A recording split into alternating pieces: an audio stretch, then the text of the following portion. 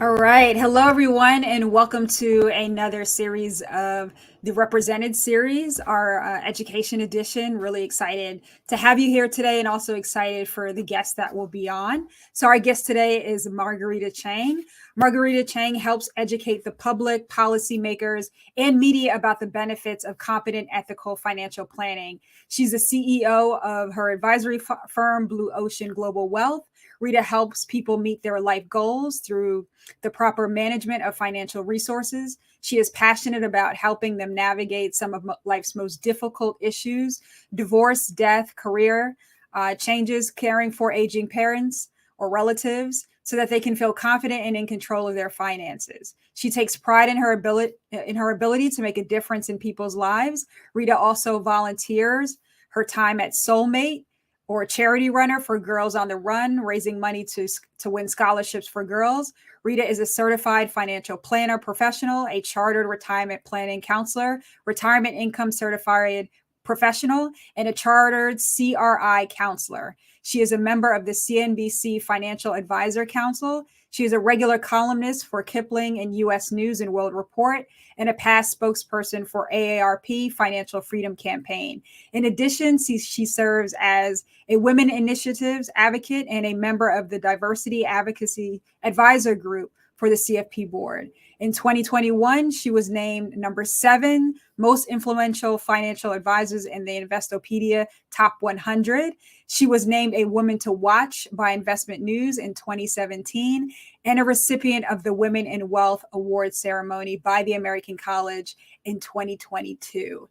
Those are our extremely amazing things. And we're going to bring on Rita now. Rita, how are you? And welcome to the Represented series. I'm great. And thank you so much for having me. No, absolutely. And I'm loving all of the accolades in your bio. So congratulations to all that you have accomplished throughout your career. And before you jump in, because I'm excited about your topic today, and Rita will be talking about mentors, advocates, and sponsors, which is really important. How do you feel about being in this industry, and how does it empower you about being, in your culture as an Asian Pacific Islander? How do you champion other people who look like you in this industry? Well, I think that we need to do a better job. We are improving. So I would be remiss if I didn't acknowledge all the progress we've made. But our profession is amazing. We have the opportunity to impact lives every day. When I entered the profession, I was very underrepresented, not just race, ethnicity, and gender, but I was a mom of 2 very little kids, a 3-year-old and a 6-month-old. And now I'm here to tell you those kids are older and actually have 3 kids. And I am on a mission to do my part to create a more diverse and inclusive, sustainable financial planning profession so our profession can reflect and represent those we serve. That's awesome. Right. Because it's not just only about culture, it's also about gender and also about the things that we do, right? Being a mom is extremely important. And when we're not elevated there either, it, doesn't serve a purpose within this industry. So it's amazing that you're bringing all of that to your practice, all of that to the industry. So it is a more inclusive place where moms, women, where we all feel comfortable bringing our full, authentic selves to work into our practices. So thank you for all of the work that you're doing. And I will turn it over to you. So, as I mentioned, I am passionate and committed. So, it's not enough to be passionate and it's not enough to be committed. I think we need commitment and passion. And I am going to do my part. I attended my first official, I know it's a professional event in 2003. And I was a little bit nervous because when I entered the room and I walked out. Now, why did I walk out? I thought I was in the wrong room. I didn't see anybody that looked like me. But the reason why I share this story is someone stopped me in the hall and asked me, can I help you with something? And I said, I'm looking for the Financial Planning Association meeting. It's like right in that room. And at first I was a little bit nervous, as I mentioned. But because someone greeted me, I felt comfortable that A, that was the right room, and B, it was okay to be in that room. And I'm so glad I stayed in that room. Because when I looked around the room, even though I didn't see anybody that looked like me, and I felt that maybe I didn't belong, the fact that someone greeted me led me to believe that, yes, this was the right room and it was okay to go back into that room. And that was almost 20 years ago. And at that time, anybody who knows me, I'm very quiet. I might not say a lot, but my mind was racing and I was thinking, my goodness, what is going to happen to this profession? We really need to do our part to make others aware of this amazing opportunity. And when they join our profession, not only do we need to welcome them, but we need to elevate them and support them. Support, elevate, and celebrate. So that was the beginning of my advocacy journey. I was then asked to serve on a diversity task force and then share diversity scholarships. So the question that people always ask me is, what can I do? What can I do to support diversity and equity and inclusion? And so we're going to talk a little bit about mentorship, sponsorship, allyship, and what each one of you can do. I would be remiss if I didn't acknowledge the work of Rosalind Chow. She is She's an associate professor of organizational management and theory at Carnegie Mellon University. And I love to give people concrete, actionable advice. This is the ABCDs of sponsorship and mentorship. And we're going to talk about each one of these, but I just want you to remember the ABCD.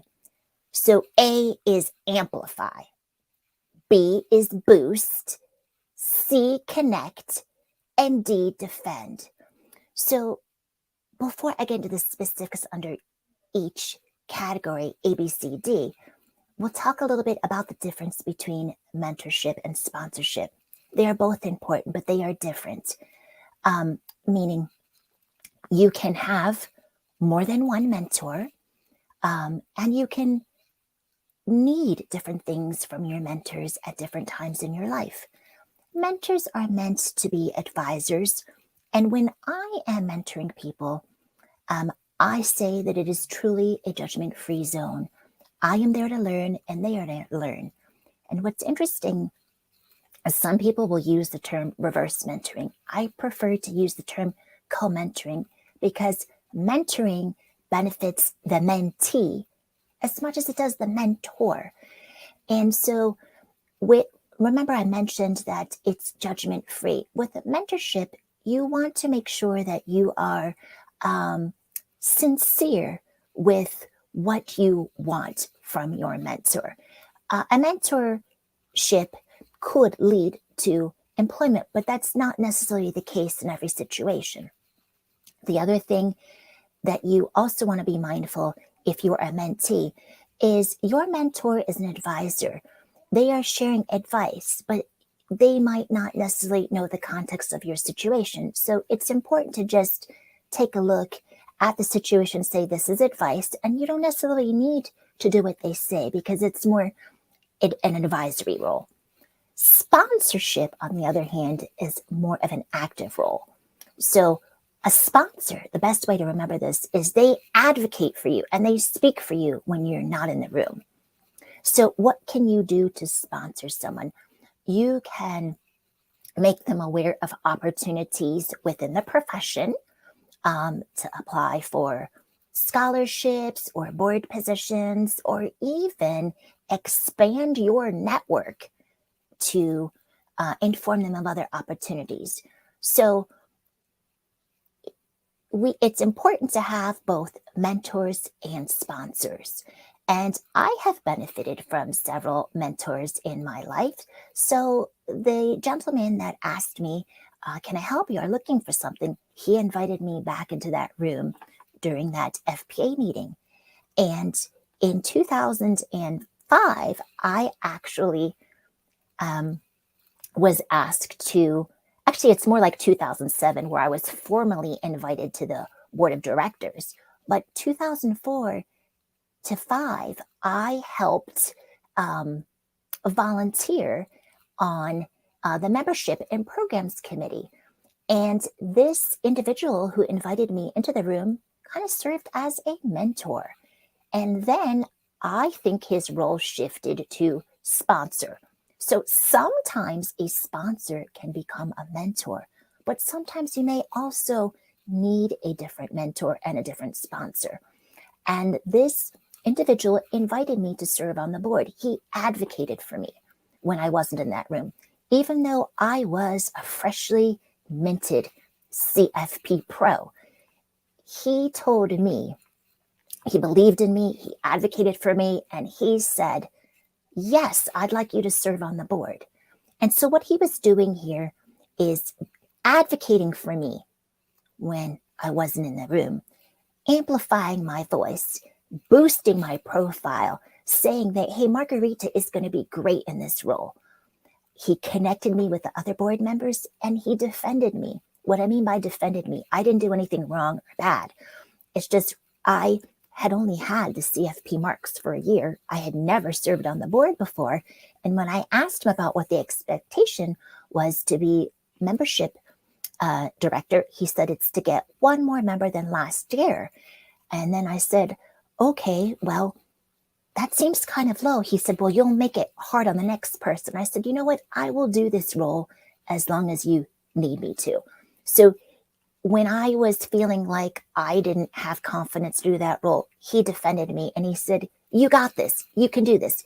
You are the best leader. And here's why. When you served on the committee, you recruited 11 people to membership. So even though you are a freshly minted certified financial planner, you do have valuable experience and insight you can bring. So I share this example of a mentor who became a sponsor, but I also have a mentor who is just that.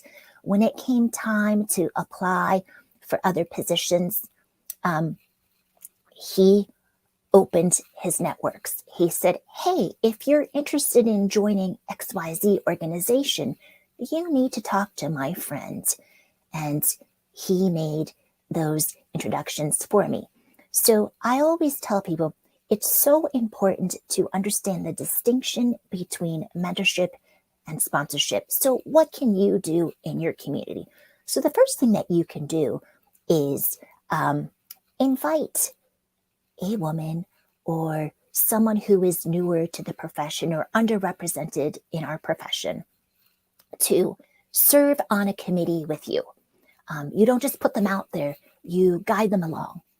That way, he, she, they can build their confidence, learn about the organization. So in this example, you have opened your networks. You've opened your professional networks and your community to that individual, which is really important.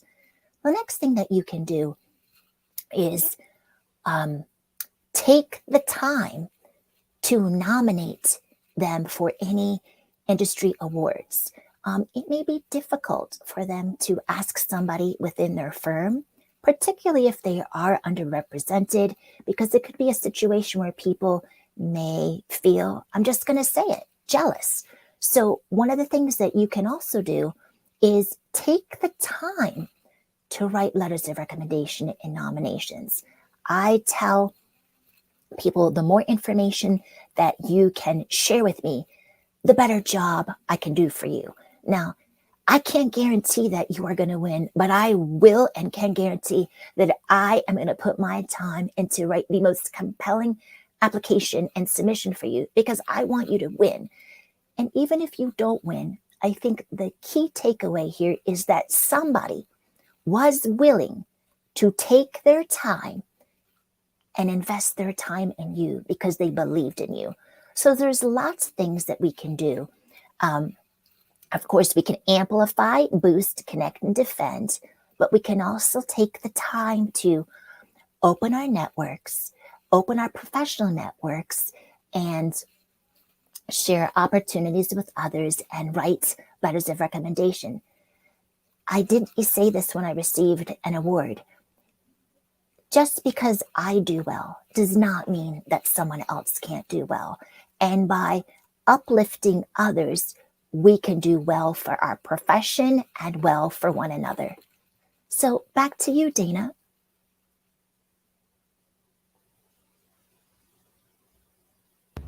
Awesome. Thank you so much. And I feel like you just said so many important things, especially around that empowerment piece on how people can also do well, right? We feel like we see one person doing well and we're not sure that we're able to do that because we feel like we have to live up to what they've been able to accomplish. And I think the one takeaway that I got from your talk today was just being yourself, right? And knowing that you can kind of walk into your own door once someone has opened that up for you.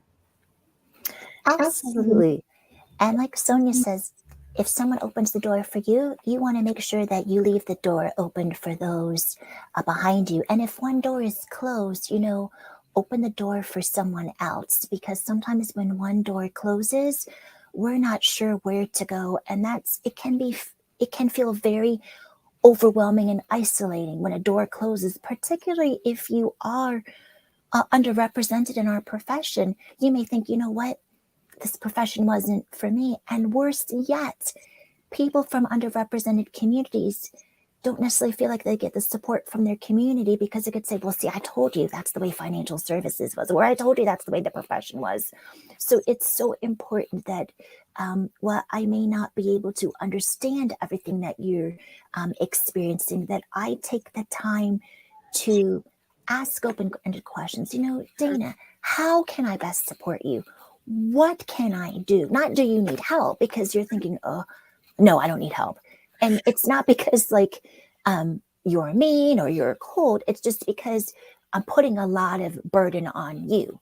And so how can I support you? And then providing suggestions can be really helpful. Mm-hmm. Yes, I absolutely agree. And then just seeing you, right? Just the power of a video and seeing you do what you're doing and speak about it as well is extremely impactful and helpful to so many people. And yeah, we're here to just rip the hinges off doors.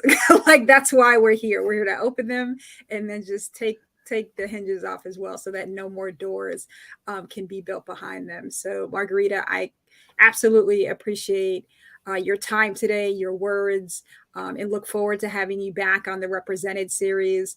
And for everyone who's watching, I hope that you took something away from this talk today and that you kind of reach out to someone and open the door for them. And also know that it's never too late to open a door. So take care and enjoy some more of the Represented series. Feel free to catch up.